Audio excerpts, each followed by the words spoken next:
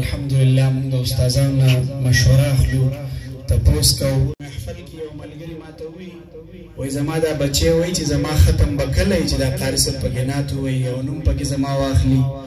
نو ما ورته ووایي دا زما کمال نه دی، تا خپل بچی داسې مجلس ته بوولی او دا مجلس اثر پرې وشو. الله رب العزت دې زموږ بچي نیکان صالحان کړي. اوس تاسو ته عرض